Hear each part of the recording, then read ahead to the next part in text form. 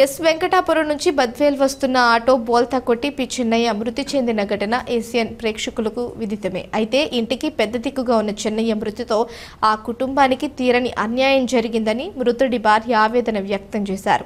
Auto నిర్లక్ష్యంగా ఉండడం వల్లే మా ఇంటి పెద్ద దిక్కు కోల్పోయారని, మాకు న్యాయం చేయాలని వారు ఆవేదన వ్యక్తం చేస్తున్నారు. ఆటో డ్రైవర్ నిర్లక్ష్యం వల్లే చిన్న మృతి చెందాడు అంటూ మృతుని కుటుంబీకులు ఆవేదన వ్యక్తం చేస్తున్నారు. ఈ సందర్భంగా వారు మీడియాతో మాట్లాడుతూ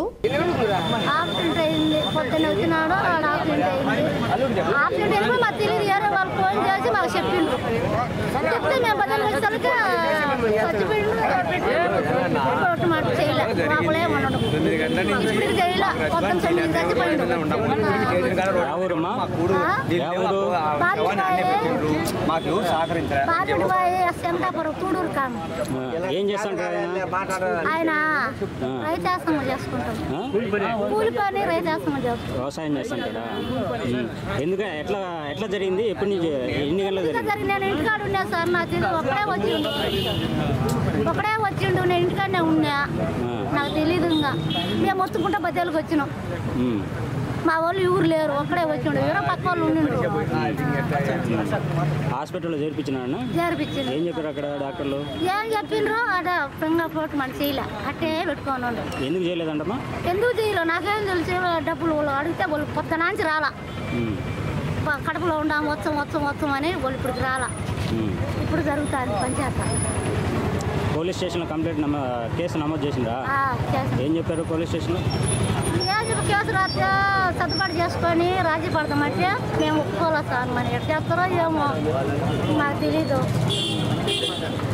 ఆయనకు పిల్లలు ఏమన్నా ఉన్నారమ్మా? పిల్లలు కూతురు ఒక కొడుకు.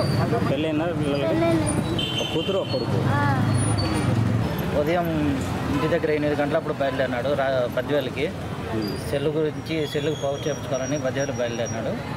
మాకు వచ్చేసి ఇన్ఫర్మేషన్ ఆటో ఈ మాదిరి బోల్తా పడిందని చెప్పేసి మాకు 9:20 అప్పుడు మాకు ఇన్ఫర్మేషన్ వచ్చింది. ఆటో బోల్తా పడింది, హాస్పిటల్లో చేర్పించున్నామని ఇన్ఫర్మేషన్ ఇచ్చినారు.